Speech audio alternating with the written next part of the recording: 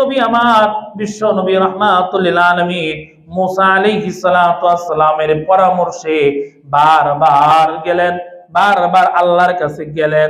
মুসা নবী বুঝতে পারলো উম্মত 50 ওয়াক্ত পড়তে পারবে না। রাহমাতুল লিল আলামিন বিশ্ব নবী হয়ে তিনি কেন বুঝলেন না, তিনি কেন বুঝতে পারলেন না যে তার উম্মতরা 50 ওয়াক্ত নামাজ পড়তে পারবে না? নবীজি কেন বুঝলেন না? মুসা নবীর পরামর্শ কেন শুনলেন? তাহলে কি মুসা নবী রাহমাতুল লিল আলামিনের চাইতে কি বড় হয়ে গেল?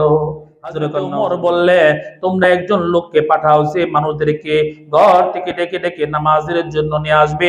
নবীজি ওমরের পরামর্শে হযরতে বেলালকে বললেন, ও বেলাল তুমি দাঁড়াও, মানুষদেরকে ডেকে নিয়ে আসো। আমার ভাইরা, তাহলে এই হাদিসের মধ্যে প্রশ্ন জাগে,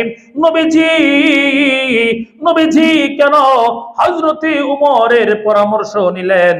ওমর বুঝতে পারলেন বাড়িতে না ডাকলে, মানুষদেরকে না ডাকলে মানুষ আসবে না। তাহলে ওমর বুঝতে পারলেন, নবী কি বুঝলেন না?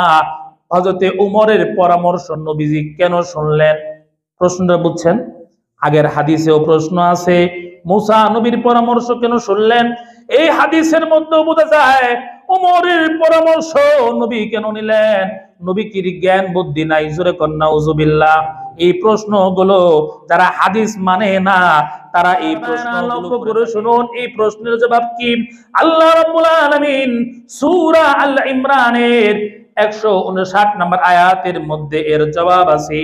আল্লাহ রাব্বুল আলামিন বলেন, ওয়াশাবিরুহুম ফিল আমর ফাইযা আযামতা ফাতাওয়াক্কাল আলাল্লাহ ইন্নাল্লাহা ইউহিব্বুল মুতাওয়াক্কিলিন। আল্লাহ রাব্বুল আলামিন সূরা আল ইমরানের মধ্যে বলেন, ও নবী ওয়াশাবিরুহুম ফিল আমর, কাজে কর্মে আপনি পরামর্শ গ্রহণ করুন। জোরে কোন সুবহানাল্লাহ। পরামর্শ গ্রহণ করতে নবীজিকে কে আদেশ দিয়েছেন? মুসলমান বারাম, পরামর্শ গ্রহণ করতে আল্লাহ নবীকে নির্দেশ দিয়েছেন।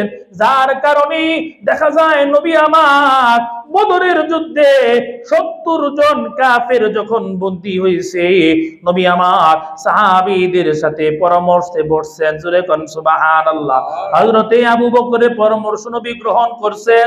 আমার ভাইরা, খন্দক যুদ্ধে নবীজি সাহাবীদেরকে নিয়ে পরামর্শে বসছে। হযরতে সালমান ফারসির পরামর্শে নবীজি খন্দক খননের কাজ শুরু করছে।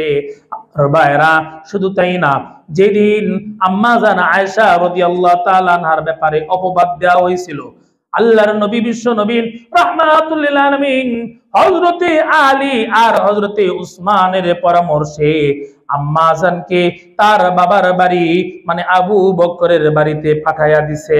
আমার ভাইরা, তাহলে লক্ষ্য করে শুনুন, পরামর্শ নবীজি গ্রহণ করতেন, পরামর্শ নবীজি করতেন। বলেন না কার হুকুমে করতেন? আল্লাহর হুকুমে। আল্লাহ বলেন, ও নবী আপনি কাজ ও কর্মে পরামর্শ করুন। ফাইদা আযামতা, যদি কোনো কাজের দৃঢ় সংকল্প করেন, ফাতাওয়াক্কাল আলাল্লাহ, আল্লাহর উপরে ভরসা করে ওই কাজ করে ফেলুন। ইন্নাল্লাহা ইউহিব্বুল মুতাওয়াক্কিলিন, আমার আল্লাহ তার উপর যারা ভরসা করে তাদেরকে ভালোবাসে। জোরে কোন সুবহানাল্লাহ। নবীর সুপারিশের কেন দরকার?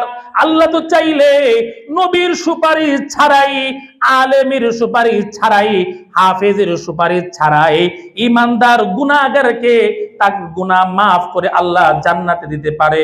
জোরে কোন ঠিক কিনা? নবীজির সুপারিশের কেন দরকার? আমার ভাইরা, আল্লাহর কুদরতের ফয়সালা হলো এই, আমি গুনাহ মাফ করব ঠিক, কিন্তু আমার নবীর সুপারিশের মাধ্যমে, এটা ছিল আল্লাহর কুদরতের ফয়সালা। ঠিক তেমনি ভাবে মেরাজের রজনীতে আল্লাহর কুদরতের ফয়সালা ছিল এটাই, নবীজি মুসা নবীর পরামর্শে বারবার আমি আল্লাহর দরবারে আসবে, নামাজ কমাইতে বলবে, আমি আল্লাহ নামাজ 5 ওয়াক্ত করব, কিন্তু সওয়াবের ক্ষেত্রে 50 ওয়াক্ত দিব। জোরে কোন সুবহানাল্লাহ।